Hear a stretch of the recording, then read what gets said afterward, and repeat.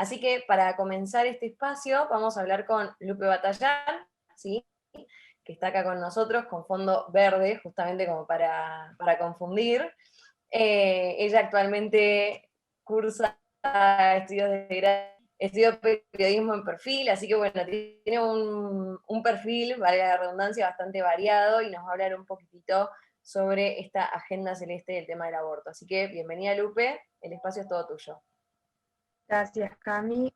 Bueno, gracias a todos los que organizaron esta charla y a los que están acá escuchándonos. Eh, bueno, primero plantearnos el hecho de que cuando hablamos de aborto hablamos de un montón de cosas. Creo que a todos nos motiva principalmente el tema de la vida de una persona a la cual están claramente asesinando, pero más allá de que tenemos el fundamento en el derecho, tenemos el fundamento en la biología, tenemos el fundamento en las experiencias internacionales, el drama del aborto es mucho más complejo, porque si bien en el 2018 lo dijimos bien, era un salvemos las dos vidas, había dos personas, había también una mujer, no podemos dejar de olvidar que existe un trasfondo político importante, existe un trasfondo económico claramente muy ligado, y una realidad social. Y también creo que viendo la cuarentena está bueno tener esto en cuenta porque muchas veces cuando hablamos de aborto, digo, en el 2018 teníamos en claro algunos, tal vez no todos, que había préstamos, había crédito financiero internacional que venía a la Argentina gracias al tratamiento de la legalización del aborto. Y el día de hoy, que la Argentina está tapadísima de deudas con un contexto de crisis económico tremendo, creo que es bueno recordar eso, porque también nos va a sentar las bases para tratar de analizar o tratar de prever cómo va a ser el futuro de este debate, si se da finalmente este año o no, si vuelve los años si va a volver en los años próximos, ¿no? Además, personalmente yo creo que va a seguir. Eh, por un lado, bueno, como seguramente algunos ya lo sabrán, esto de es un negocio, ¿no? No es una revolución, es un negocio totalmente rentado. Por decir algunos datos, porque me parece que tal vez si no suena muy conspiranoico, pero esas son cosas tipo, fácilmente chequeables con Google, ¿no? El 89, mejor dicho, el 62% de los expositores pro aborto en la Cámara de Diputados tenían vínculo financiero directo o indirecto con las organizaciones que promueven la legalización del aborto y que además promueven el aborto clandestino en el mundo. Durante el debate del 2018, ¿no? Y en la Cámara de Senadores ese porcentaje fue del 89%. Y esto es, digamos, muy fácil de chequear cuando hablamos de científicos, que fácilmente podés ver de dónde viene la beca, de dónde vino el subsidio para hacer determinado estudio, eh, dónde trabajan, pero si después nos meten en otros actores sociales que la verdad es que tuvieron un montón de peso, como pueden ser, no sé, periodistas, actrices, conductores de televisión, digamos, influenciadores culturales, gente que forma la opinión pública, ahí se vuelve un poco más difícil. Sobre todo teniendo en cuenta que en la Argentina no tenemos ninguna ley que exija, por ejemplo, transparencia para ver dónde reciben los fondos, incluso cuando son cosas casi, te diría que vinculadas al Estado. Digamos, no hay un control real de eso, mucho menos para nosotros. Casi que ni responden hoy lo que son los pedidos de informe, ¿no? Eh, pero bueno, y eso es solamente como la punta del iceberg. Es para decir, bueno, esto está, ¿por qué todo el mundo, a pesar de que a nosotros nos parecía que eran personas de lo más variadas, que representaban a toda la sociedad, venían del mismo lugar? Por un lado es alentador y decimos, bueno, no toda la sociedad cree que la legalización del aborto es la solución, o por lo menos no es un 50-50, y eso ya es un alivio porque tenemos una decadencia moral importante actualmente, pero sí nos marca que hay sectores, hay presiones internacionales importantes para legalizar el aborto. No es coincidencia que en la Argentina se haya dado el debate y después el mismo debate exportado con exactamente los mismos reclamos se haya dado en otros países de Latinoamérica, y de hecho actualmente vamos a tener que debatir el tema de vuelta en la Argentina sobre la legalización del aborto, y sabemos que Latinoamérica nos está mirando, que está pendiente, que a pesar de la crisis de la cuarentena y que, por ejemplo, Colombia tiene que volver a debatir el tema, nos está mirando porque en ciertos puntos en la Argentina marca el rumbo, ¿no? Si Argentina puede, el resto de los países de Latinoamérica también pueden. Y si Argentina cae, y bueno, ya es una alarma porque cayeron. Mejor dicho, caímos, ¿no? Eso por un lado. Por otro lado, por ejemplo, un dato interesante que encontré, que recuerdo del principio de la cuarentena, no sé, tal vez algunos se acuerden que nosotros recibimos un préstamo apenas iniciaba del Banco Mundial de unos cuantos millones, creo que era 30 millones, eh, para los desastres que pudiera ocasionar supuestamente el COVID o la pandemia en la sociedad. Cuando nosotros revisamos de dónde venía digamos, cómo estaba caratulado el préstamo en la página del Banco Mundial, encontramos que no era por alguna cuestión sanitaria, como los medios de comunicación lo vendían, sino que estaba bajo la categoría de desarrollo humano y género. Y uno de los ítems era garantizar la salud sexual y reproductiva. La salud sexual y reproductiva es, dentro de un montón de cosas, también el aborto y el aborto inducido. Y no es casualidad que en las salitas haya faltado, no sé, insumos para los pacientes diabéticos, hayan faltado vacunas, hayan faltado, no sé, las cosas más básicas, los barbijos, y ese drama lo vivimos, los guantes, pero ojo, los métodos anticonceptivos, el misoprostol y todo lo que fuera necesario para garantizar los abortos estaba. De hecho, con una persona que está por acá en la charla, en los primeros días de la cuarentena intentamos llamar a la ciudad a ver si yo quisiera realizarme una ILE, cuánto tiempo tardaron. En menos de 24 horas me contactaron.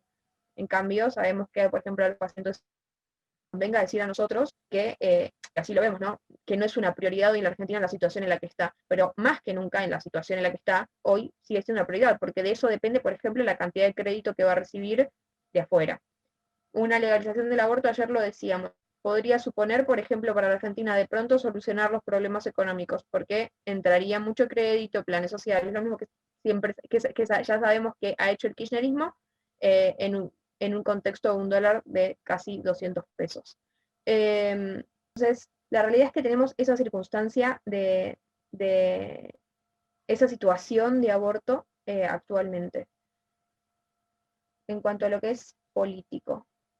Pero también tenemos claramente un negocio del aborto, porque sabemos que en todos los países donde se ha legalizado el aborto aumenta, que un aborto en los Estados Unidos, con estas mismas clínicas, con esta misma red de clínicas, ¿no? La filial norteamericana de la IPPF la cobra en el primer trimestre unos $1.500. Así que imaginémonos en una Argentina que debe tener unos abortos reales, están estimados por el doctor Elarcoche en 47.000 abortos en el año 2007. Podría ser una cifra un poquito más grande, un poquito más chica. Claramente está lejos del medio millón y está mucho más cercano a las 36 o 39.000 internaciones. Creo que en el 2016 fueron 36.000 internaciones por complicaciones de aborto, que contemplan los abortos inducidos y los abortos espontáneos. Entonces, en ese contexto en el cual claramente aumenta, en el que vemos, por ejemplo, la experiencia de Uruguay, donde arrancaron en un primer año de la legalización del aborto con 7.100 abortos y solamente 2 años después aumentó en un 50%. ¿Cuál es el destino que le depara a la Argentina en un país que tiene, no sé, 700.000 nacimientos por año, que tiene una tasa de natalidad, una tasa de recambio poblacional altísima, donde tenemos las mayores tasas de fertilidad de la región, sobre todo en lo que son mujeres jóvenes? Entonces, ¿cómo afectaría también esta situación, que claramente lo vemos como negocio, vemos que también se han vendido partes, por ejemplo, en Estados Unidos, de los niños abortados, digamos, nada se desperdicia porque es un insumo el feto es un insumo que se gana dinero al matarlo, se gana dinero con lo que ya está muerto, se gana dinero con absolutamente todo, se gana dinero después si queda llegar a quedar infértil la mujer con los tratamientos de fertilización asistida. ¿Cómo afecta esto al futuro de nuestro país? Porque creo que lo que nos molesta hoy, ¿no? De esta situación política, lo que nos llama un montón de jóvenes a participar, es la posibilidad de cambiar ese futuro. Y muchas veces creo que lo dejamos completamente de lado, pero no es una metáfora cuando decimos que con el aborto se termina el futuro del país, porque la realidad es que un país sin chicos es un país claramente destinado a la extinción. No solamente por pasar la cultura, por no tener que depender de la inmigración como lo hace Alemania solamente para crecer, sino porque se acaba algo tan sencillo como aquellos que van a sostener a los jubilados. ¿Qué va a pasar con las políticas previsionales si no hay quienes trabajen para mantener a los que ya trabajaron? ¿Qué va a pasar con el recurso humano necesario para aumentar el PBI? ¿Qué va a pasar? Digamos, el tema del aborto es tan importante que repercute hasta en la cosa más mínima. Entonces, me parece que es importante tener en cuenta todo este contexto. Me encantaría desarrollárselos más, pero creo que cada aspecto es tan rico que llevaría, no sé, 1 o 2 horas solamente de algún tema chiquito, pero claramente los invito no solamente a escuchar las charlas, sino a tratar de formarse un poco más en esto, a tratar de entenderlo, porque de eso se trata al fin y al cabo un poco la política, ¿no? No es solamente que nos convertimos en abortólogos y nos dedicamos a pelear por Twitter con cosas que repetimos de los videos de Agustín Laje, que la verdad es que hace un aporte valiosísimo, pero no nos podemos quedar ahí, y él mismo lo dice, ¿no? Tenemos que ir más allá, tenemos que investigar y además tenemos que hacer las conexiones necesarias. El aborto, de hecho, muchas veces hoy cuando se habla de aborto, sobre todo de cara a una próxima elección el año que viene, pareciera no ser el tema prioritario, pareciera ser que, o sea, por un lado tenemos el hecho de decir nos tenemos que poner de acuerdo en las cosas mínimas y vamos a negociar, eh, y entonces ahí aparece si tenemos las diferencias entre este sector que es, digamos, antiprogresista, de los que están a favor del aborto, los que están en contra, los que les da igual, los que creen que es una bomba de humo, eh, pero, pero no solamente por la aberración que significa matar a un humano, por la aberración que implica esta solución en la cual la gente es descartable, y entonces si es descartable en el aborto, puede ser descartable en la pobreza, puede ser descartable en las jubilaciones, puede ser descartable en absolutamente todo, sino porque es una política que marca, digamos, el control de la natalidad marca completamente el rumbo de un país. Y no hay forma de salir de la situación en la que estamos siendo pocos y estando solos, y siendo claramente cada vez más inhumanos.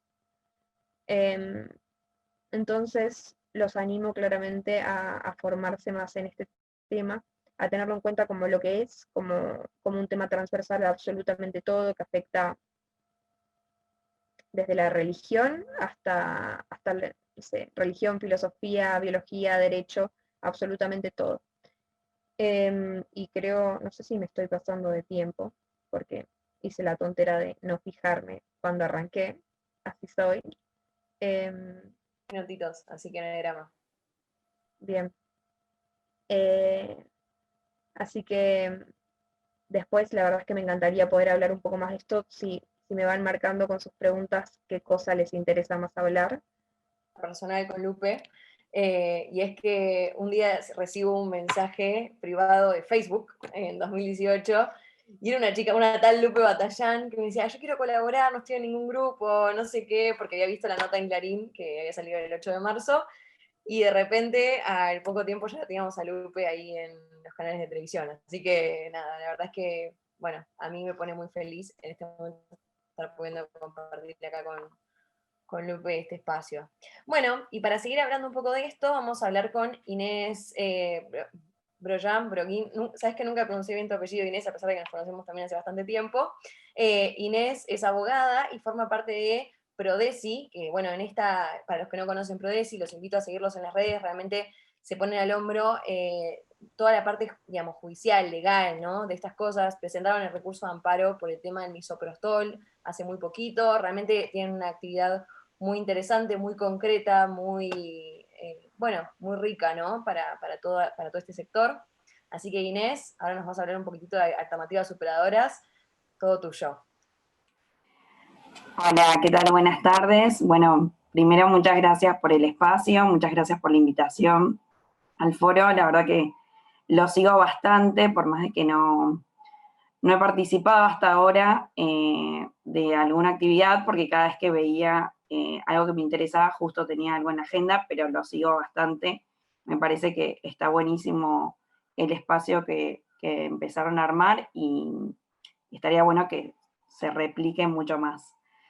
Bueno, a mí personalmente me pidieron que que hable un poco de cómo veníamos con el tema de los proyectos de ley sobre el tema de adopción y la declaración temprana de adopción en personas por nacer.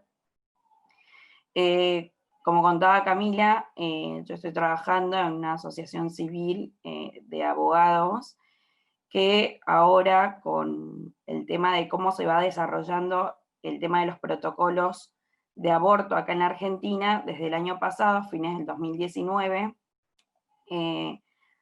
el Ministerio de Salud sacó una resolución que aprueba un protocolo que permite el aborto en determinadas causales respecto según lo que ellos interpretan de lo que dice la no punibilidad del Código Penal. La verdad que el tema de este protocolo nacional, y que después rápidamente adhirió la provincia de Buenos Aires, y hace un poquito tiempo la ciudad de Buenos Aires, y después otras provincias, ya van adhiriendo este protocolo. El tema lo que tiene es que cuando regula a través de esta resolución ministerial y después por las adhesiones tanto de la ciudad de Buenos Aires como las provincias, tienen dos problemáticas muy grandes a la hora de llevarlo a la práctica, y por eso a nosotros, desde el lugar de que nos toca como abogados, recibimos consultas de todos el sistema de salud, y más después colapsado por COVID, tanto de los médicos como enfermeras, instrumentadoras, anestesistas y demás. Las problemáticas que tiene actualmente este protocolo es que directamente a través de una declaración de la mujer, ya sea que la recibe en una salita, la persona que lo recibe dice que si tiene alguna problemática en su salud, y su salud entendida en términos amplios, ya sea salud psíquica, física, emocional, o que pueda ser potencialmente algún riesgo a su vida, ese embarazo o a su salud, tiene derecho a acceder a la práctica de la interrupción del embarazo. Cualquiera de ustedes me podría decir que cualquier chica que está embarazada tiene potencialmente de tener alguna enfermedad física, psíquica o espiritual, digamos, potencialmente, como cualquiera de nosotros, ¿no? O sea, es un concepto jurídico muy indeterminado lo que está previendo este protocolo. Entonces, básicamente, cualquier persona que está en esa situación, que tenga ese embarazo, y cuando es recibida en esa primer situación de ese lugar del sistema de salud, ella ya manifiesta esa voluntad de interrumpir su embarazo. A partir de ahí se activa un protocolo que es un camino sin salida, ¿no? Porque ya nadie, ninguno de los que forma parte del sistema de salud puede decir algo en contra de esa manifestación, ni aunque sea algo mejor para su salud. Y otra problemática que tiene este protocolo es que no da plazo para interrumpir un embarazo. Nosotros cuando en 2018 discutíamos el proyecto de ley que se presentó en el Congreso Nacional, el plazo era de 14 semanas. Después, igualmente, por las causales del Código Penal, tampoco había plazo, pero por lo menos a los médicos y a las enfermeras, instrumentadoras, anestesistas y a todos los que tienen que intervenir en la práctica de ese aborto, les daba un plazo. Hoy, actualmente, no existe ese plazo con este protocolo que nosotros tenemos vigente, y como les dije, esta primera problemática que tenemos es que cualquier situación podría estar amparada bajo ese artículo según este protocolo, porque es muy amplio. Lo que ocurre es que actualmente, y esos son los casos que actualmente estamos llevando nosotros en la asociación, es que por el tema de la pandemia ha ocurrido que muchas chicas con embarazos bastante avanzados quieran interrumpir su embarazo, y ya, como sabemos, lo que se produce no es un aborto quizá con pastillas o por el aborto que veníamos conociendo hasta ahora, que que se le recetaba a la chica unas pastillas y se iba a hacerlo a su casa, si bien nosotros estamos en contra de esa práctica de aborto. Ahora lo que se está ocurriendo en los sistemas de salud actual es que se están haciendo cesáreas prematuras, es decir, se están haciendo partos tempranos para poder dar nacimiento a ese niño por nacer y así dejarlo morir. He tenido, así como estoy teniendo esta reunión con ustedes, he tenido reuniones con mucha gente de hospitales, hasta personas que están a favor del aborto, y con pañuelo verde, diciendo que estuvieron en esa sala recibiendo a ese bebé y dejándolo morir, y claramente logran ver que lo que están haciendo no está bien, digamos, ¿no? Entonces se activa en este momento una cuestión que ya veníamos hablando desde el año pasado y también fue fruto del debate de lo que es qué se pueden hacer ante esta situación, si se le puede dar a las chicas que llegan a esta situación la posibilidad de dar en adopción ese bebé. Estamos hablando de embarazos de 24, 28, 30 semanas de gestación, que hasta muchos tienen hasta posibilidad de sobrevivir esa cesárea prematura que se hace, ¿no? Entonces, por un lado, los agentes de salud están con miedo porque el protocolo es muy claro en el sentido de que vos no podés intervenir luego de que la mujer en la salita ya manifestó su decisión de interrumpir su embarazo, y de hecho estamos llevando el caso de una amiga que está sumariada porque ella quiso preguntarle a una de las chicas si con un embarazo de 19 semanas no quería esperar un poco más y que su bebé pueda nacer prematuro y darlo en adopción. Están siendo perseguidas las médicas desde ese lugar. Entonces, desde Prodesi activamos 2 temas.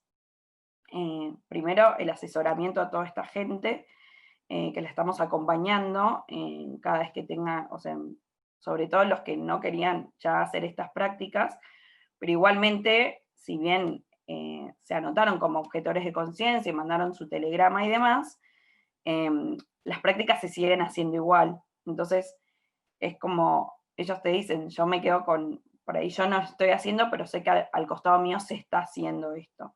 Entonces, bueno, ¿cómo podemos impulsar y qué podemos hacer para lograr intervenir en esta situación y decir, bueno, desde el derecho, qué herramientas jurídicas tenemos?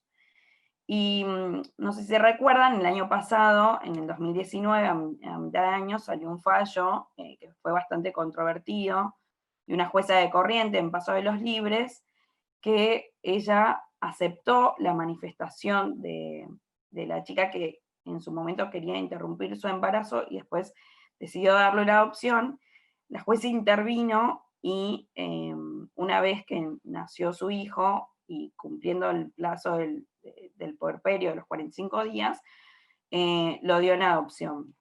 Ese fallo fue muy criticado por la misma gente que promociona el aborto, en especial hay un artículo de la ley que salieron las 2 posturas, una es por parte de Marisa Herrera, que criticaba bastante el fallo, y por otro lado la doctora Úrsula Basset, que es la que básicamente nos está ayudando en toda la parte de dar impulso en estos temas de lograr esta declaración temprana de dar en adopción a los niños por nacer.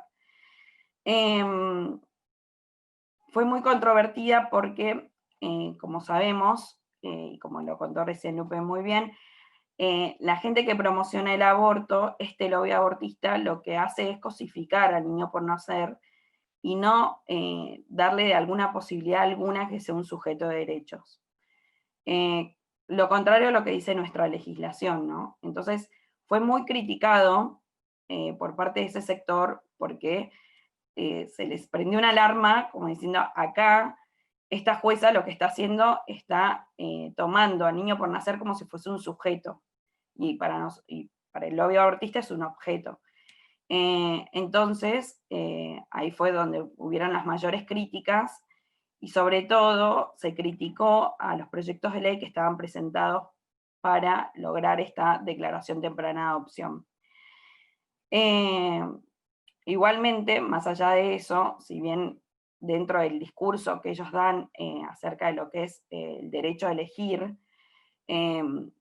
mucho de lo que nosotros decimos es, bueno, si existe el derecho a elegir, que ustedes tanto lo pregonan, debería existir la otra opción que ustedes no le están dando, ¿no? Por un lado es, tu derecho a elegir es solamente lo estás circunscribiendo, y como está este protocolo armado, y por cómo critican las otras opciones, acá hay una sola, única opción, es que vos abortes a tu hijo, y no hay otra, y es esa.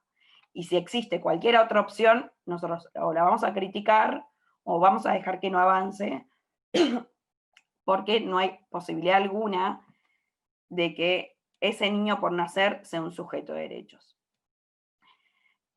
Ante esa situación, se presentaban distintos proyectos de ley en la Cámara de Diputados.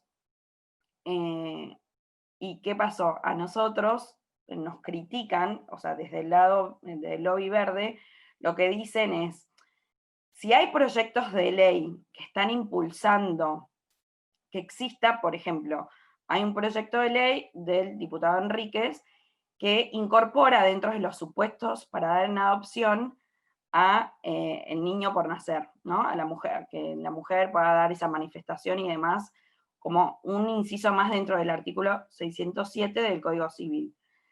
Entonces lo que dicen es, si ustedes, o sea, si se está impulsando desde su sector que exista esto, es porque actualmente no se puede hacer, porque no existe en el derecho. Entonces, los proyectos de ley que hay que quieran impulsar eso, lo que están haciendo, por un lado, es, si bien es buena, tienen buena voluntad de querer buscar dar solución a esta problemática que les menciono, por otro lado, les están demostrando al lobby verde que no existe en nuestro ordenamiento jurídico la posibilidad de dar en adopción temprana hoy, dar esa declaración, esa manifestación de voluntad, ¿no?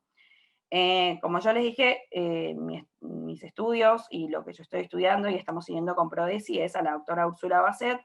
Ella tiene mucho escrito, al que le interese le comparto todo lo que ella escribió sobre el tema, y de hecho ella escribió un proyecto de ley que para mí de todos los que están presentados es el que mejor andamiaje tiene, a mi parecer, y es que ella lo que demuestra es que, según nuestro ordenamiento jurídico, se puede realizar la manifestación temprana de la adopción, porque el niño por nacer, como sabemos, es un sujeto de derechos, y si bien la adopción, según como está prevista en el Código Civil, tiene que hacerse después del parto, nada dificulta que la mujer, estando embarazada, pueda hacer esa manifestación y que el juez la pueda tomar y empezar el proceso de selección dentro de las carpetas que están hoy para gente que quiera recibir y ser familia por adopción, a ese niño podría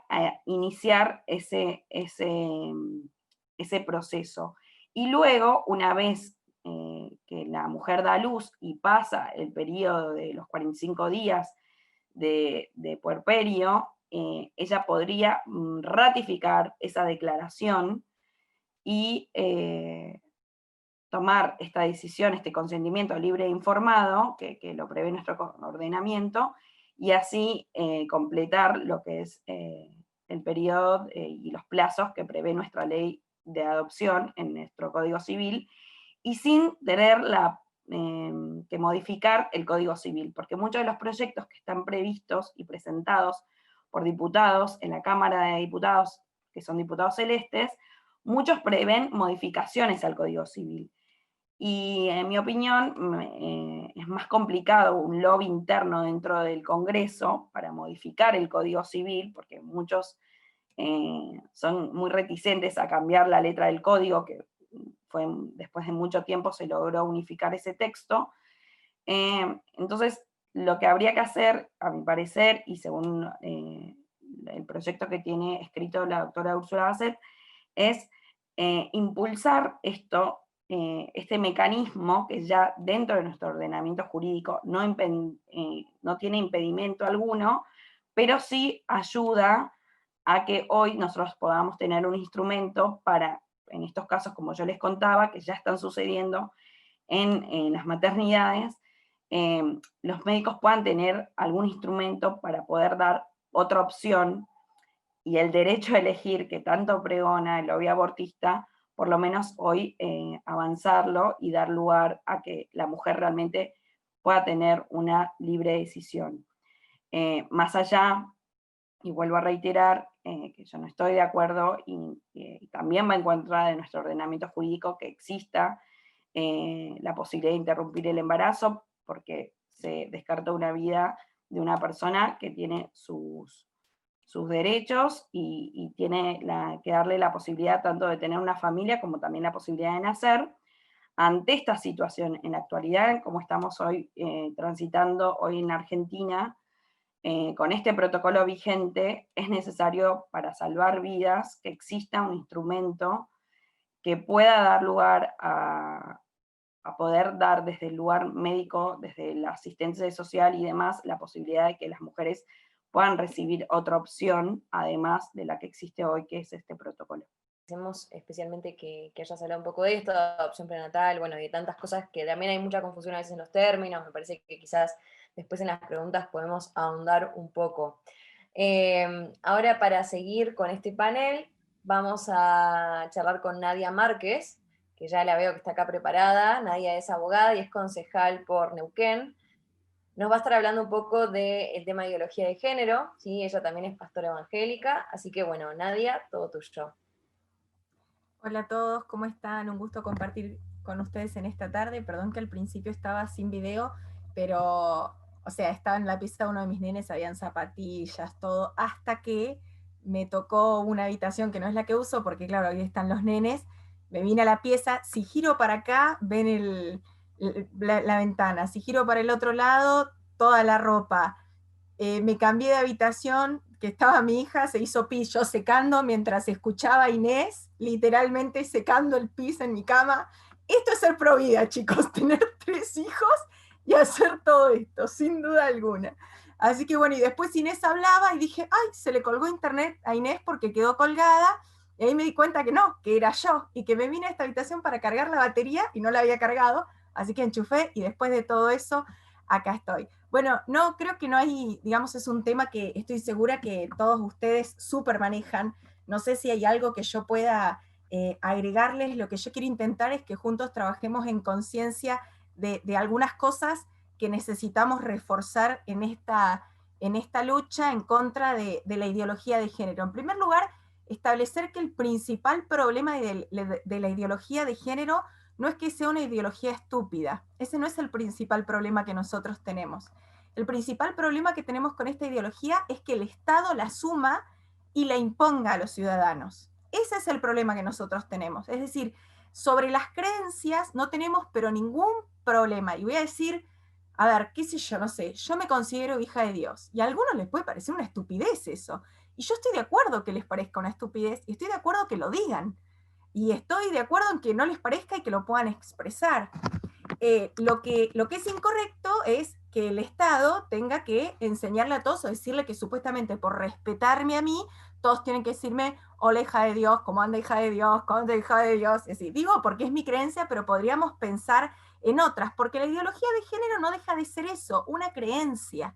Es un conjunto de creencias anticientíficas y yo no tengo ningún problema con eso, puedo compartirlas o no, me río, lo critico, lo apoyo. El problema mío es que el Estado, que debe ser laico, y a ver, el Estado es laico, no nosotros. A veces nos quieren imponer a nosotros que seamos laicos. Nosotros no tenemos la obligación de ser laicos. Y laico no es solamente, nosotros siempre tenemos la concepción como sin religión. En realidad laico es que sea equidistante de todas las ideologías, que mantenga la misma distancia de ideologías políticas, de ideologías filosóficas, de ideologías religiosas. Obviamente ya estamos acostumbrados a que el Estado no mantenga esa misma distancia con las ideologías políticas, dependiendo de los gobernantes de turno, cuanto más se acercan o se alejan. Pero fuera de eso, obviamente el rol de los padres en la parte de la enseñanza es fundamental. yo quiero rescatar que esta lucha en contra de la ideología de género no es, es obviamente ideológica, puede ser espiritual para los que sean creyentes y así lo consideren, pero obviamente también es una batalla cultural. Y en esto la ideología de género, como va a explicar al ser humano a partir de la cultura, necesita sí o sí, y despojándolo de la ciencia, necesita nuevas palabras para poder llamar de otra manera a algo que usualmente se asocia a lo natural. ¿Se entiende? Como no quiero hablar de ciencias, de biología y demás, necesito usar palabras que me ayuden a decir algo similar, pero que significa otra cosa. Entonces, el uso de las palabras es fundamental y que nosotros podamos dar esa batalla en contra de la ideología de género. No voy a decir lo que ustedes ya saben, pero ustedes ya lo han escuchado y supongo que mil veces, que justamente una de las primeras palabras que se empezó reemplazando es la palabra género.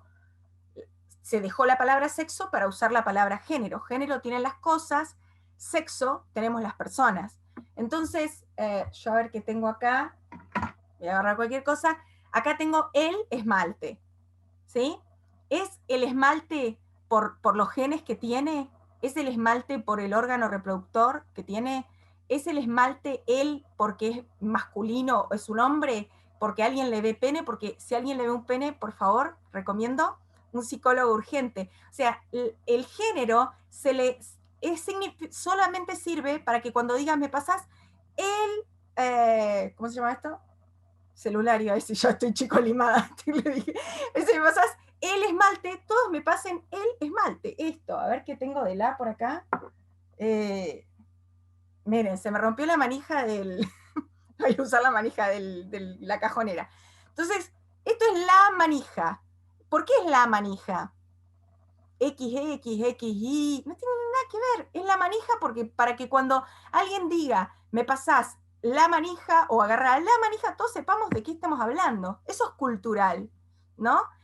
Vuelvo a decir, si alguien a la manija le ve la vagina, vuelvo a decir, psicólogo, psiquiatra, porque realmente tenemos un problema. Entonces, ¿qué hicieron estos? Como necesito despojar lo biológico, lo científico, resignificar el uso de las palabras, fíjense que nosotros ya decimos violencia de género, porque lo tenemos súper incorporado. Entonces es muy importante que nosotros utilicemos bien las palabras en esta lucha, en la enseñanza, incluso en nuestros hijos. Tengo muchos papás que me escriben y me dicen, Nadia, ¿cómo hago? Llegó una nota todo en lenguaje inclusivo. Lo primero es que nunca tenemos que decir que existe el lenguaje inclusivo. Yo digo, ¿será hablar mal? Le digo lenguaje pseudo inclusivo, pero eso no es inclusivo, eso desde el español es escribir mal. Entonces yo les cuento algunas cosas que, por ejemplo, yo hago en la oficina. Yo tengo un monobloque, así que me llegan las notas y dice a la presidenta del bloque Democracia Cristiana. Entonces yo les di una instrucción a las secretarias en el bloque. Ustedes reciben una nota así, agarran la nota del que las manda, le tachan la A, pero literalmente, le ponen una E así grotesco, tipo maestra corrigiendo, y abajo le ponen recibido tal fecha. Porque nosotros tenemos que hacer una lucha que tiene que ver con el uso de las palabras, porque si no las palabras se imponen y después es muy difícil volver para atrás. Entonces, por ejemplo, a mí las notas ya me llegan a la presidente del bloque, ya no me llegan a la presidenta del bloque. La otra vez estamos en reunión parlamentaria que nos juntamos los presidentes de los bloques y en el Consejo Deliberante preside una mujer. Entonces yo le hago un chiste, porque a propósito se los hago para molestarlos. Estamos en una comisión en una comisión que preside un varón. Entonces yo le digo, no sé qué, señor presidento. Pues yo les digo que si van a decir presidenta, que digan presidento. Si no dicen presidento, le digo, ¿qué somos? Infradotadas, supradotadas, que nos tienen que llamar de una manera distinta. Entonces, la presidente de todo el consejo me dice, Nadia, yo quería preguntarte, me dice, ¿cuándo me vas a llamar a mi presidenta? Y le digo, lo que pasa es que no existe, adelante todos, no existe la palabra presidenta. Bueno, me dice, pero por ahí como yo llamo a cada uno como quieren que los llamen, me pueden llamar a mí. Y le digo, lo que pasa es que usted no me está pidiendo que la llame de una manera, usted me está pidiendo que hable mal. ¿Eso quiere que hable mal? Entonces ella como que me miraba. Bueno, dice, pero yo a cada uno le digo como por una cuestión de respeto. No, no, es que usted lo que me está pidiendo es que escriba vaca con B larga o burro con B corta. Eso es lo que me está pidiendo. Y me dice, bueno, pero yo prefiero no sé qué. Y le digo, pero usted nunca me pidió que yo la llame presidenta, que aparte no existe. Bueno, me terminó diciendo que no había problema, que la llame como quiera, y la llamo como quiera, que es correctamente. Porque vieron que aparte en el español sí se puede usar concejala, está aceptado por la Real Academia Española el concejala y el concejal. Entonces para el femenino puedes usar la concejal, la concejala. Para el masculino solo el concejal. Entonces yo digo, al menos que a los hombres les digas el concejalo, no me trates como un inframundo que me tenés que decir la concejala y hablar todo con A. Entonces ahora más o menos tenemos un blog, una parte de concejales, mujeres, que queremos que nos llamen la concejal y otras que quieren la concejala. La presidente se hace un matete y empieza a llamar a cada uno como quiere, pero yo le digo que en el caso del presidente sería hablar mal. Entonces todo uso de las palabras que tiene que ver justamente con resignificar lo que quieren definir, es sumamente importante que nosotros lo manejemos. Yo la escuchaba hablar a Inés y pienso algo que digo siempre, ¿no? Este miedo que a veces tienen los médicos, los docentes o cualquiera a los protocolos. Tipo, no, el protocolo no me deja decirle tal cosa a la chica que quiere un aborto, entonces por eso no lo digo. Y yo digo, bueno, basta de miedo al protocolo. O sea, si realmente nosotros tenemos una objeción de conciencia frente al aborto y entendemos el derecho a nacer como un derecho humano, o sea, aunque un protocolo me lo diga, Nadia, no podés decirle a la joven que llega que tiene una opción de tener al niño, de no abortarlo, no se puede decir. Anda con papi, hijo. Bueno, mientras los chicos vieron, yo les dije, anda con papi, te quiero. Bueno, espérenme un segundo, porque este Mateo es del medio, es un varón, chicos. Si no lo escucho lo que me quiere decir, me va a comer en la cabeza. Esperen, dale. No, lo tengo yo después. Chao. Los varones son insistentes. Este ya lo conozco. A las nenas les hago sí, sí, sí, pero al varón no. Al varón lo tengo que escuchar. No sé ni dónde estábamos. Ah, protocolos. Entonces digo, perder este miedo, ¿no? A que en la escuela no puedo decir, si digo esto, desapruebo. Me parece que tenemos que empezar o continuar o reforzar, quizás es mejor la palabra, esta lucha cultural que estamos dando. Y para dar esta lucha cultural tenemos que estar dispuestos a pagar algún precio, o sea, no es gratis. La gente dice, yo quiero ser provida, pero no quiero que me sumarien, pero no quiero que me reten, pero quiero que mi hijo lo discriminen si yo les digo que no tenga educación sexual y bla, bla, bla. O sea, no queremos pagar ningún precio. Es como, esa es una manera quizá muy fácil de ser provida. Y lo digo porque a nosotros nos pasó, les cuento que tenemos una escuela, jardín primario, secundario y universidad. Acá en la ciudad de Neuquén funcionamos en 3 edificios, más un cuarto edificio que es de la parte de la mutual, la administración y un centro de salud. Hablo todo esto rápido porque me dijeron 15 minutos nada más, así que voy así como... hicimos una conferencia, vino Agustín Laje, Nicolás Márquez, y cuando hicimos eso pasó algo con unas chicas, qué sé yo, se armó un lío y terminamos sumariando en nuestro colegio. Si nosotros nos quedábamos calladitos y decíamos, sí, no pasa nada, ¿sí? Listo, pasaba y ya está. Sin embargo, seguimos defendiendo lo que creíamos, seguimos diciendo qué tipo de educación sexual íbamos a dar nosotros en nuestro colegio y qué educación sexual nosotros no íbamos a dar.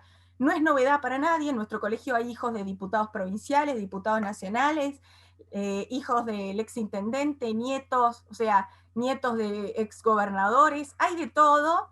Entonces nosotros seguimos sosteniendo y eso nos provocó que nos hagan un sumario a nuestro colegio, que lo tenemos de hecho al día de hoy, sigue más o menos hace 2 años, y finalmente, bueno, cuando hay elecciones, frena el sumario, y cuando pasan las elecciones, arranca de nuevo, y así hacemos un juego del gato y el ratón. Pero bueno, por eso digo, conozco incluso otros colegios que frente a esta misma situación dijeron, bueno, nosotros no vamos a dar educación sexual con perspectiva de género, pero fijaron un día para que los alumnos vayan al Consejo Provincial de Educación y ahí les den lo que ellos quieren. Nosotros no estamos dispuestos a pagar ese precio. Entonces, en esta lucha en contra de la ideología de género estatal, a ver, digo, vuelvo a decir, estatal. Yo si no fuese estatal, nada más me río y ya está. Pero como en realidad hay una bajada de línea estatal, es donde sí nos ponemos a pelear en contra de esto. Entonces quiero decir lo último, y mezclé un montón de temas, pero bueno, la idea era poder charlar y no iba a decir nada novedoso, era de que estemos dispuestos, ¿no?, a hacer esta lucha, en el uso de las palabras. Yo, vuelvo a decir, voy todas las veces a una radio y cuando me dicen concejala, les digo concejal, por favor. Se quedan helados, es como que no entienden.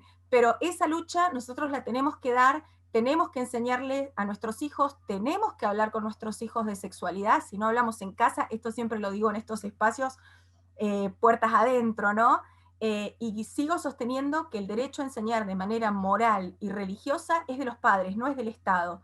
Mientras el Estado no tenga vientre para gestar, mientras el Estado no tenga aparato reproductor para reproducir, no va a tener hijos, mientras el Estado no tenga corazón para abrazar, corazón para amar y brazos para abrazar, no tiene hijos. Mientras tanto, los hijos son y seguirán siendo el tesoro más importante del Estado y jamás vamos a permitir que un Estado totalitario que primero quiere que yo aborte a mi hijo, cuando no lo aborto, me quiere venir a decir a mí cómo tengo que enseñarle o qué le tengo que enseñar. Disculpe, querido Estado, los hijos no son del Estado, son de los padres, obviamente no lo me refiero en cuanto a propiedad, pero sí que tenemos derechos que el Estado no tiene. Y a menos que alguien del Estado venga a la noche a ayudarme a cambiar los pañales o quiera entrar ahora a secar el pis que me dejó mi hija en la cama, voy a seguir eligiendo qué enseñarle a mis hijos y qué no enseñarle. Muchísimas gracias.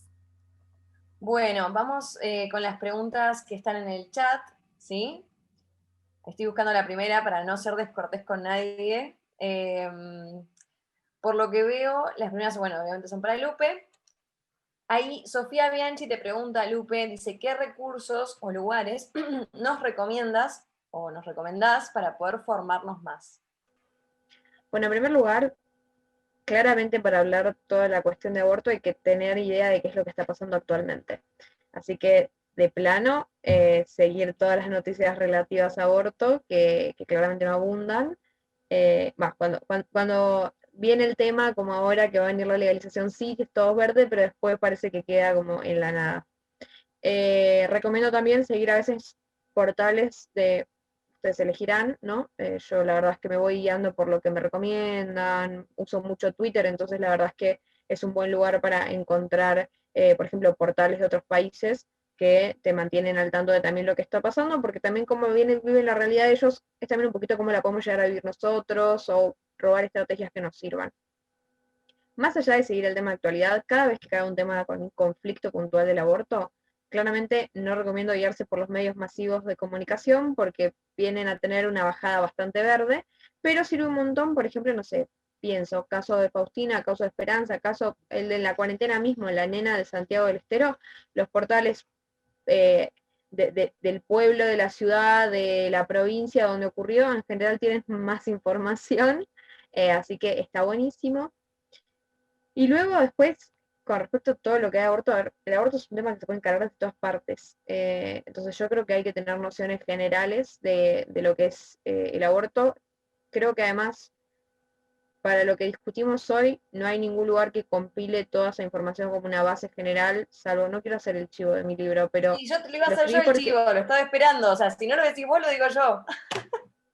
bueno, yo, no, pero además es como que siento como, no, porque mi libro, pero realmente lo escribí porque no encontraba otro lugar donde, ahí alguien lo pone, Karen, eh, porque no encontré un lugar que compilara la información que consideraba necesaria, porque está todo, empiezan a aparecer los libros, eh, porque no encontraba un lugar que compilara toda esa información, porque hay mucho que hay que buscarlo en portales, hay que buscarlo directamente en la página web, no sé, de la IPPF, la Organización Mundial de la Salud, del Ministerio de Salud, entonces, como es tan transversal y hay que tener, yo creo que tener una base mínima de todo, me pareció que era el lugar, por lo menos para decir, bueno, acá tenemos un lugar de consulta.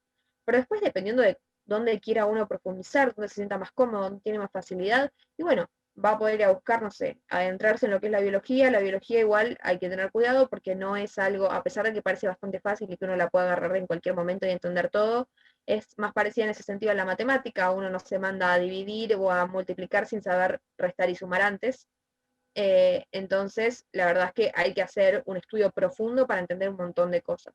Con el derecho lo mismo, a ver, uno puede agarrar una ley, leer dos tonterías, más o menos entender, y una noción importante nos va a quedar, pero cuando nos ponemos a profundizar en el derecho, en el concepto de persona, en el concepto de persona filosófico, ¿no? Pero cómo está en nuestro ordenamiento, en nuestra constitución, y bueno, la riqueza que sacás es muchísimo más para debatir este tema. Entonces, Buenísimo. eh, Muy para buena mí respuesta, es Lupe. tanto que, bueno, me callo. No, no, perdón, pensé que habías terminado como que se me cortó, quizás fui yo. Ah, no, no, igual estaba cerrando. Me parece que es un tema tan amplio que la realidad es que lugares para ir a leer hay 2 millones. Creo que podría ser una lista enumerando, pero depende mucho de cuáles son las inquietudes de la persona. Lo importante es saber que necesitamos una base mínima en cada cosa, eh, y para estudiar hay para largo. Genial. Bueno, te resumo un poco todas las preguntas que fueron haciendo, porque todas más o menos apuntan a lo mismo, el resto. Digamos, da esta coyuntura, esto que vos nombrabas en primer lugar, el tema de la cuestión social, digamos, económica, bueno, lo que estamos viviendo hoy en Argentina, ¿no? Esta crisis tan profunda que tenemos, que también, bueno, tiene otras implicancias, pero sobre todo es quizás social económica, además de sanitaria. ¿Cómo ves digamos, cómo sigue esto, digamos? ¿Cómo ves el tema del tratamiento de la ley? ¿Cómo ves, digamos, la oportunidad, ¿no?, que encontró el gobierno para quizás tapar otros temas? Bueno, ¿qué opinas vos o qué opinión te merece esta realidad que estamos viviendo y cómo crees que va a seguir? Bueno, creo que estamos en una situación súper compleja, diría que más compleja que en el 2018.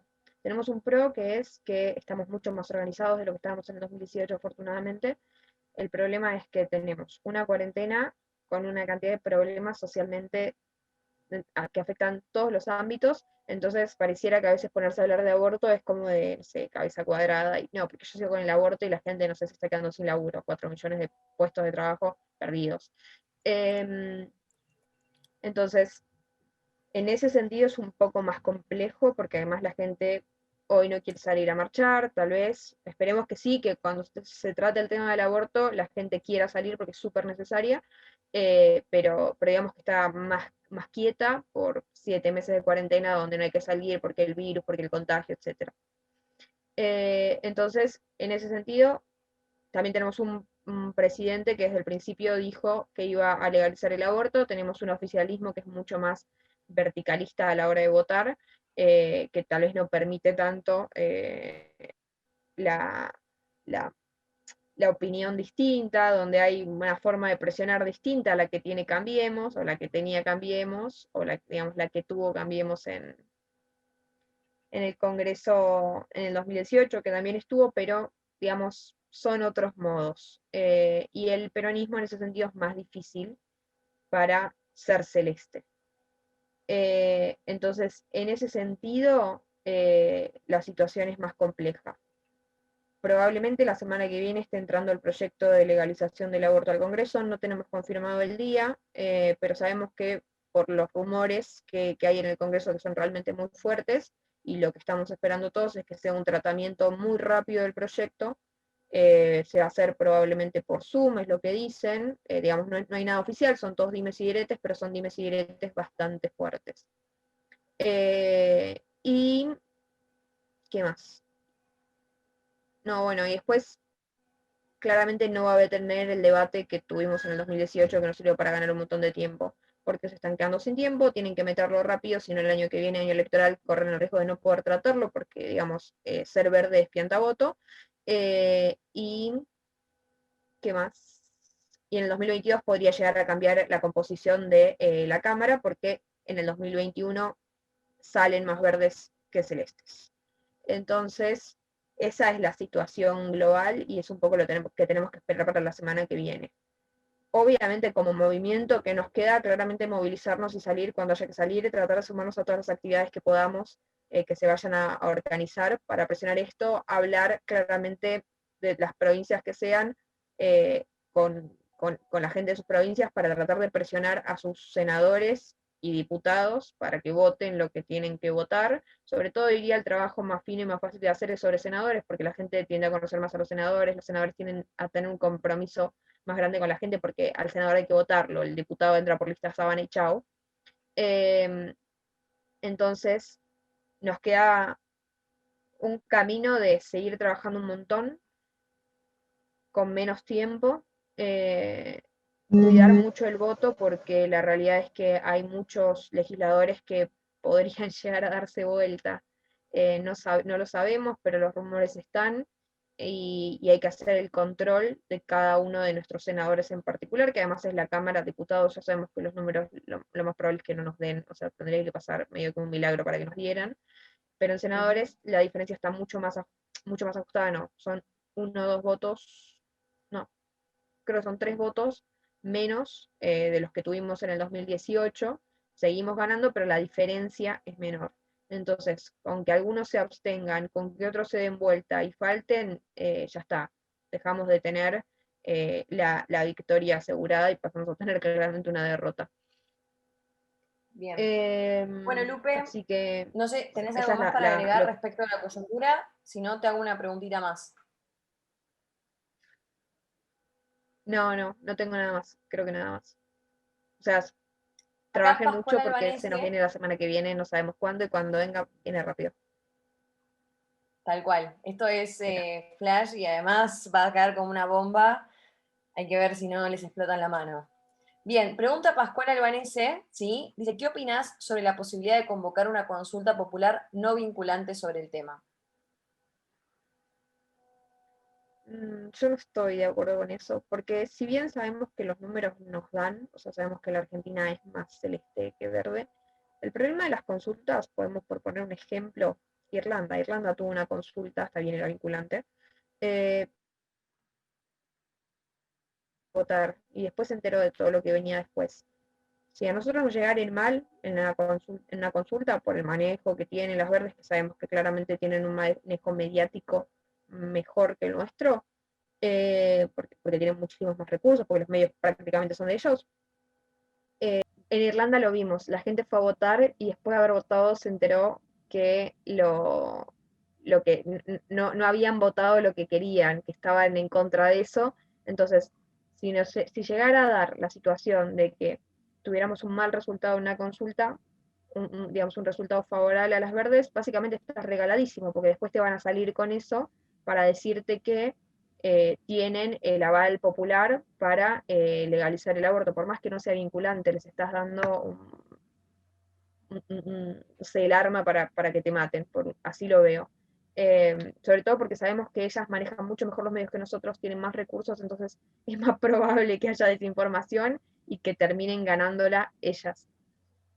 Porque enseguida te meten el aborto por violación como argumento sensibilizador, la gente empieza a creer que estamos hablando de cosas que no hablamos y terminamos con un resultado desfavorable. Eso en primer lugar. Y en segundo lugar, porque estoy convencidísima de que los derechos humanos no son una cuestión democrática. No es que yo voto, estamos 10 a favor de tener derechos humanos o de no tenerlos, y hay uno que está a favor de tenerlos, y bueno, nada, ganamos los 10 que no queríamos y automáticamente ahora dejaste de ser persona, te podemos abortar. Entonces creo que en eso nos tenemos que mantener firmes. Si bien podríamos llegar a tener una buena herramienta ahí, la realidad es que hay cosas que no podemos estar discutiendo. De hecho, el debate del aborto, por más que hay un montón de gente que lo celebra y que qué bueno, que no, a mí me parece una aberración que al día de hoy estemos discutiendo en la Argentina si se pueden matar o no se pueden matar niños. Llevar eso a decir, bueno, la sociedad va a decidir si está bien o está mal, lo que está bien y lo que está mal no lo decidimos nosotros. Podemos ponernos de acuerdo en que no lo vamos a penalizar, pero bueno, y ahí es un problema porque la ley incluso tiene este carácter pedagógico que te va a estar diciendo, bueno, no, está bien lo que hiciste, si ya no es delito es como que está aceptado.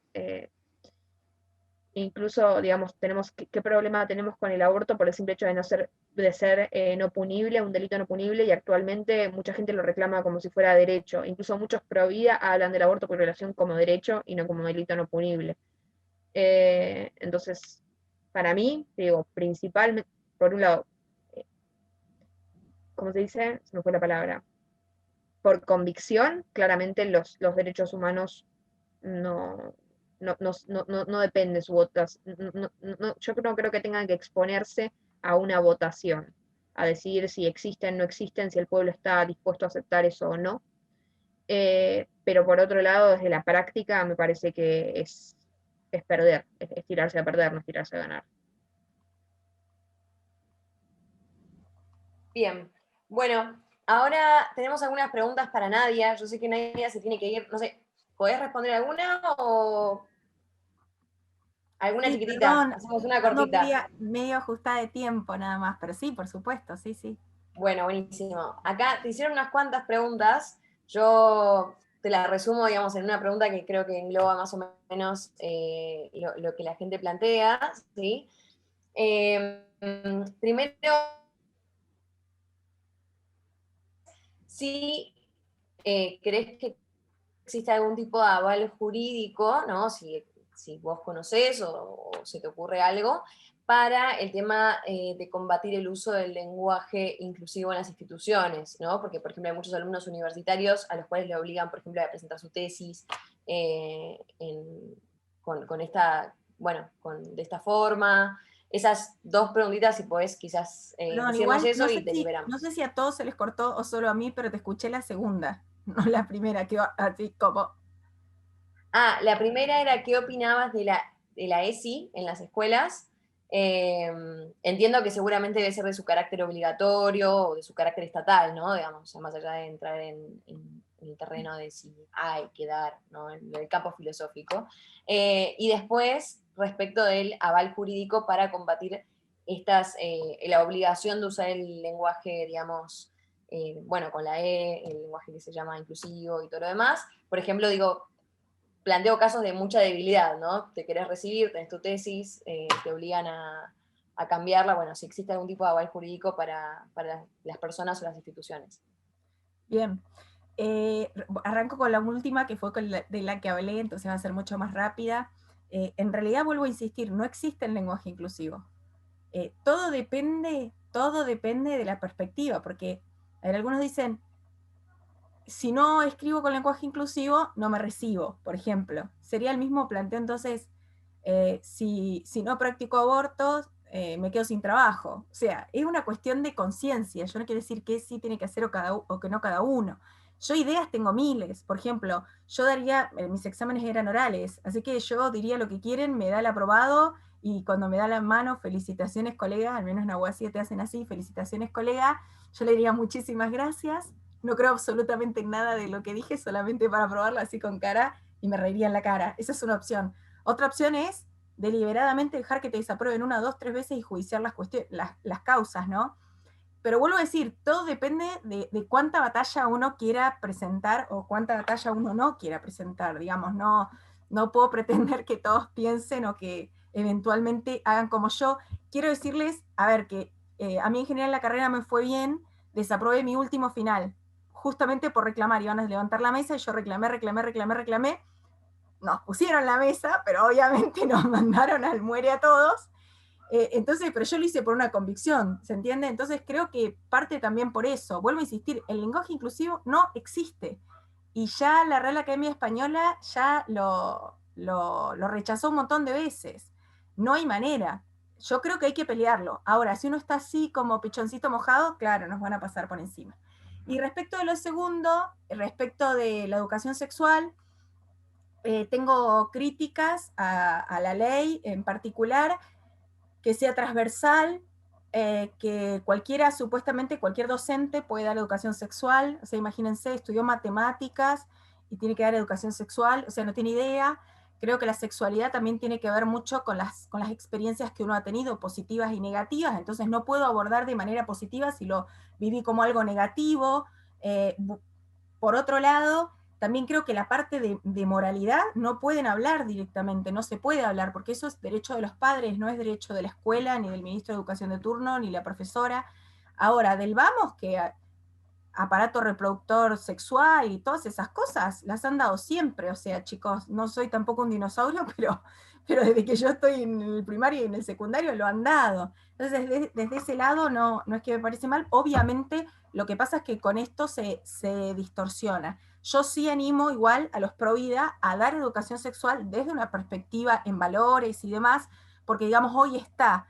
Después estamos en el lío de siempre, pero si lo hago, ¿qué me van a decir? Y bueno, vuelvo a insistir siempre, creo que estos temas dependen de cuánta lucha cada uno quiere dar y cuánto siente que tiene que dar. Y en esto es como todo, ¿no? Saber qué cosas en las cuales pelearse y qué cosas no. Así que por ahí son posturas incluso particulares y personales. Yo digo las mías y digo mis sugerencias y las que yo animo a la gente a hacer. Buenísimo. Si me permitís, ¿te puedo hacer una pregunta cortita? Bueno, espero que tus hijos no nos maten. No, mi marido, realmente chicos, mis hijos no son problema, mi marido. Vos dijiste esto del precio a pagar, ¿no? Por ser pro vida o por tener estas convicciones quizás distintas de lo que plantea quizás la parte más hegemónica, en este caso también estatal. Y yo en realidad la pregunta que se me viene a la cabeza, ¿no? Yo igual vengo al palo de la filosofía, para mí todo de alguna manera hay que ir a otro ámbito. ¿Para vos realmente hay que pagar un precio, por ejemplo, por el derecho humano de la libertad religiosa, la libertad de convicción? O sea, me parece que plantear que hay un precio a pagar, no me parece, o sea, no se te lograr por vía de la justicia esto de poder plantear. Te escucho, no sé si yo la escucho cortado o todo el mundo. ¿Sí? Ah, ok. Pensé que era yo. ¿Todos me escucharon cortado? Resumo la pregunta. ¿El Si, precio a pagar? digamos, desde la convicción, sí, apago la cámara. Si desde la convicción de que los derechos humanos de alguna manera son para todos y de alguna forma, ¿no? Decir que hay un precio a pagar implicaría que hay que ganarlos, ¿no? Como que no son derechos adquiridos, que no son efectivos. Digo, ¿no sería preferible ir por la tutela efectiva del derecho humano, a la libertad de expresión, a la libertad de pensamiento, a la libertad religiosa, ¿no? Y no plantear esto como una especie de batalla donde hay mártires y donde existe el precio a pagar. No sé, ¿vos qué opinas al respecto? Es que lo que pasa es que yo no me refiero al precio a pagar para adquirir esos derechos, sino para la defensa de esos derechos. Y todos los derechos, incluso los derechos humanos, los que los defendieron, pagaron un alto precio. No estoy pensando ni que seamos mártires ni nada. Lo que estoy diciendo es, no podemos pretender defender nuestros valores y que no nos critiquen en redes sociales. O sea, yo veo lo que le escriben a Lupe y le escriben de todo. Y ella está pagando un precio por defender los valores que ella cree, por decir lo que tiene que decir y lo que ella cree que tiene que decir. En ese sentido me refiero, no digo que tenemos que salir a ser mártires ni ser violentos para nada, somos, como siempre lo digo, somos respetuosos, somos pacíficos y siempre lo vamos a hacer. Pero la defensa de los derechos que ya tenemos, a ver, yo lo que dije en la OEA esta semana fue eso, el derecho humano a la libertad religiosa existe, la libertad religiosa es un derecho humano, pido que la traten como tal, ¿como qué? Como un derecho humano. Entonces nosotros tenemos un precio a pagar. A ver, cuando decimos, bueno, hay vías jurídicas, para las vías jurídicas también hay un precio a pagar. Tenés que buscar un abogado, tenés que dedicar tiempo, tenés que tener ganas. Para la gente tener un juicio pendiente es como una cosa espantosa. Entonces tiene que tener una voluntad y tiene que pagar un abogado. Porque por ahí conseguís alguno militante, pero de pronto no lo conseguís, vive de eso. Bueno, acá tienen a Prodesi, cualquier cosa les pueden escribir. Bueno, tal cual, pero lo que quiero referirme es en todo nosotros pagamos un precio. Y no estoy diciendo que seamos mártires ni que vamos a morir, estoy diciendo, no es sencillo. A ver, yo chicos, yo pagué un precio, yo dejé mi carrera, mis padres son pastores, así que yo no hay abogados en mi familia, o sea, no es que arranqué con un estudio jurídico así de la nada. Es más, hacía el chiste de mi papá los casa y yo los divorcio, ¿entendés? O sea, era una cosa como media rara. Pero fueron 15 años levantando mi estudio jurídico y cuando me ofrecen ser concejal, no sé, pero les cuento, ustedes se piensan que yo estaba, ay, vamos, yo no quería saber nada, yo decía ni loca. Y tengo la oportunidad de defender estos valores que yo considero importantes para mi sociedad y tengo un precio que pagar. Y el precio a pagar no es ni que me lastimen, ni que me escupan quizás, pero o sea, yo mi estudio prácticamente lo tengo abandonado. Es así, pago un precio. Y el tiempo que le dedico, por ejemplo, los sábados intento no hacer vivos y hoy es el tercero. Pago un precio con mis hijos, con mi familia, que todos nos pusimos de acuerdo, ¿no? Y entonces sería imposible hacerlo sin el acompañamiento de mi marido, lejos. Lo que quiero referirme es que no estoy hablando de que salgamos y que, ay, pobre de nosotros. No, estoy diciendo que todo lo que nosotros hacemos, a ver, para estudiar, para la pregunta que le hicieron a Lupe, ¿de dónde estudiar? Requiere tiempo, pagar un precio. ¿Ustedes se creen que Lupe sabe todos esos números que los dice? Yo no sé si los tiene anotados y atrás de la pantalla o qué. Los lee, los repite, los dice. Paga un precio para eso. No viene de la nada, no viene por ósmosis. Entonces todos nosotros pagamos un precio. Eso es lo que yo le animo a la gente. La defensa de los derechos de los valores tiene un precio. Ahora, si no lo queremos defender, si queremos, bueno, sentémonos panchos, pero los vamos a ver así, como un barquito que se lo lleva la corriente, se lo lleva, y cuando querramos darnos cuenta, queda muy lejano. En ese sentido, digo, para un precio. Genial, buenísimo, quedó clarísimo, Nadia, gracias, te agradecemos mucho tu presencia acá, tu tiempo, y esperamos que no te hayamos traído un problema con tu marido. No, está sumamente bueno, ahora para... Bueno, muchas gracias, Nadia, en serio. Ine, que te hice el cambio del orden. Hay dos preguntas de Pascual Albanese para vos.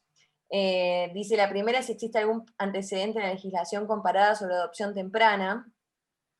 Y la segunda es por tu condición de abogada, que, digamos, la primera es respecto de lo que dijiste de adopción, y la segunda es si la despenalización del aborto no sería incompatible con el artículo del Tratado de San José de Costa Rica, que en la Argentina, desde la reforma del 94, tiene carácter constitucional que consagra el derecho a la vida desde la concepción.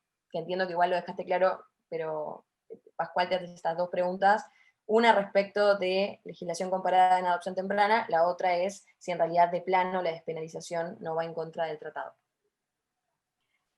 Sí, una cosa que no dije, que para aclararla, hablamos de lo que es las condiciones de validez para que exista una manifestación prenatal de la intención de dar en adopción durante el embarazo, porque hablar de adopción prenatal abre la puerta a lo que es la subrogancia de vientre, ¿no? Y eso es abrir una puerta que sería peligroso por el tema de que puede existir el tema de la compra y venta de niños. Entonces, siempre se habla de la declaración de la intención de dar en adopción. Y sí, en otros países existe esta declaración y la posibilidad después, luego de retractarse. La diferencia que hay con nuestra legislación de otros países, por ejemplo, en Chile o en Europa, en Chile existe la posibilidad de expresar la voluntad de dar en adopción antes de que nazca el niño, y hay un plazo de retractación posterior de 30 días. Y en Europa pasa lo mismo, y generalmente el plazo es hasta 6 semanas en distintos países. Y en Europa hay una convención sobre la adopción, se llama Convención Europea sobre la Adopción de Niños, donde está previsto esto. La diferencia que nosotros tenemos a nuestro favor, a diferencia de los demás países, sobre todo en Europa, es que se considera persona al niño una vez nacido. En nuestra legislación, y fue una discusión muy grande que se dio también cuando hubo esta reforma del Código Civil en el año 2015, se mantuvo que persona es desde el momento de la concepción, según nuestro artículo 19 del Código, y también por diferentes tratados internacionales que nuestro país hizo reservas, por ejemplo la Convención de Derechos del Niño, que se entiende niño en el momento de la concepción, hizo la reserva argentina.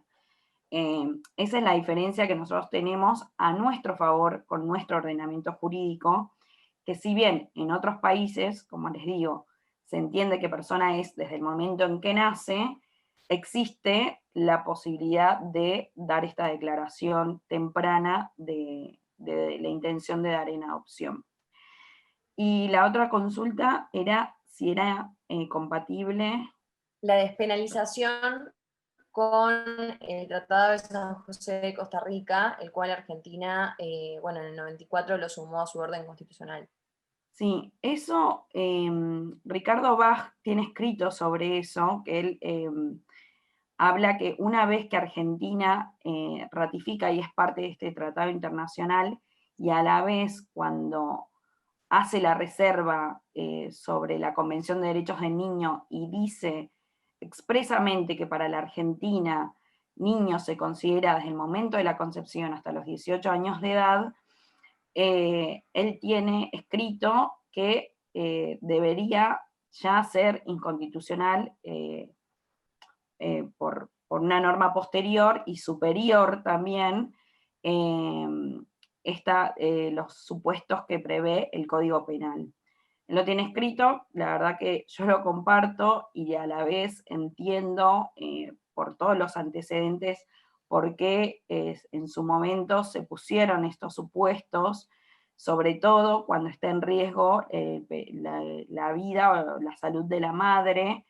Uno entiende que es un momento muy crítico para el médico que tiene que tomar una decisión a último momento y tener que tomar una decisión que es un supuesto que el legislador quiso no penar al médico por tomar esa decisión cuando es algo que realmente es una situación muy límite, muy extrema.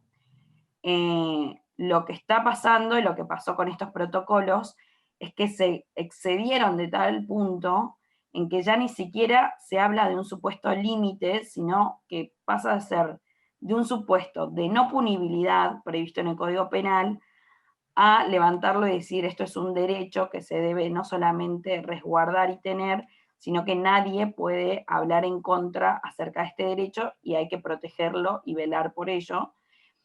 Y no solamente eso, sino que este supuesto, que está previsto de esta forma, riesgo de la salud o peligro de la vida de la mujer, hablan solamente de salud, lo ponen en términos súper amplios, y perdón por lo súper, no muy académico, pero realmente es así.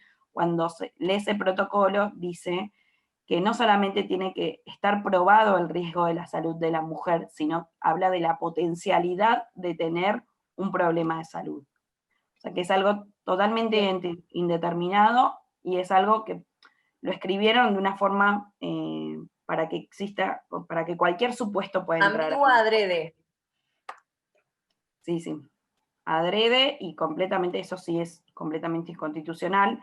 La verdad que al día de hoy todas las acciones judiciales y de reclamos administrativos que hay contra estos protocolos están avanzando lentamente también por un tema de resguardo prudencial con respecto a cómo avanza el tema del debate en el Congreso, porque quienes están llevando adelante estos juicios no quieren tener un fallo en contra, como ya tuvimos FAL en su momento, como avanzar esto para que realmente después tengamos otro fallo peor y que nos juegue en contra, ¿no? La causa pro vida. Entonces, si bien estos protocolos y estos supuestos que yo les cuento son realmente inconstitucionales a la luz de nuestro ordenamiento jurídico, quienes están llevando hoy actualmente los juicios no quieren hacer acciones desmedidas, imprudentes, para que después tengamos un fallo de corte que realmente nos tire abajo todo el trabajo que por ahí podemos hacer desde, bueno, lo que contaba Lupe, ¿no? Desde la sociedad y tratar de cambiar la cultura y tener una batalla en contra dentro de lo que es el Congreso y tratar de resguardar nuestra legislación como la tenemos, es bastante fuerte. Muy bien, bueno, muchas gracias, Ine. Lamento, hay un par de preguntas colgadas, las pueden buscar en redes sociales a Prodesi, la pueden buscar a Ine, pueden buscar a Lupe, pueden buscar a Nadia, que seguramente van a estar deseosas de contestarles de la mejor forma posible.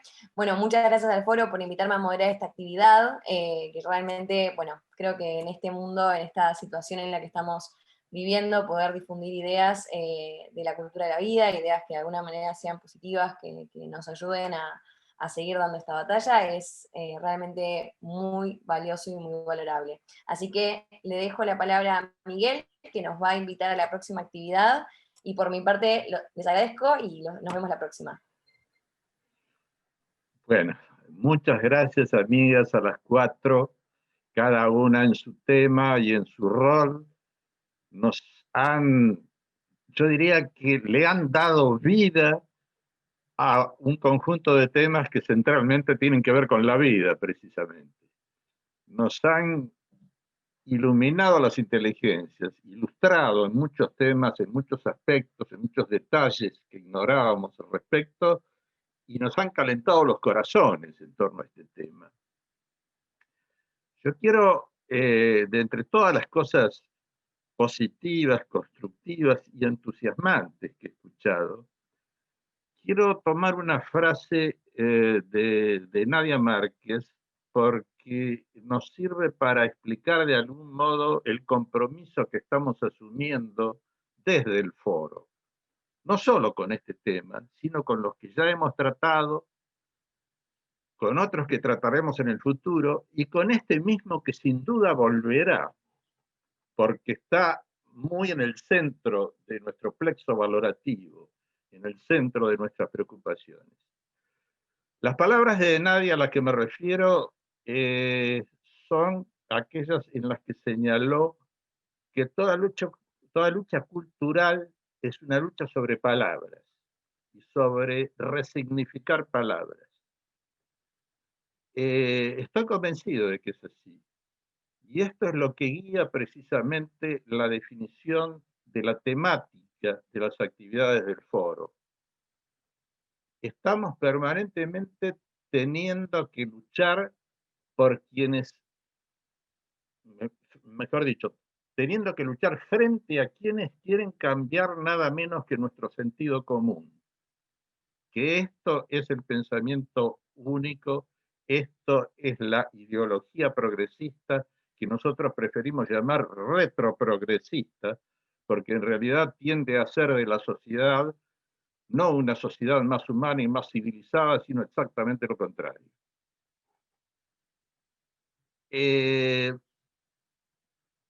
Siguiendo esa línea, vamos a tener un próximo encuentro el día 7 de noviembre, otro sábado, como hoy, en torno a la resignificación de un tema histórico muy maltratado en los últimos años. El objeto concreto del conversatorio del 7 de noviembre va a ser Roca, la vigencia política de un legado histórico. Roca, nos referimos al general Roca, 2 veces presidente de los argentinos. Ustedes pueden inferir todas las implicancias actuales de esa evocación. Así que les agradecemos a quienes nos han ayudado hoy a hacer posible este encuentro, a todos los que han respondido positivamente a él, y los invitamos a reencontrarnos el 7 de noviembre.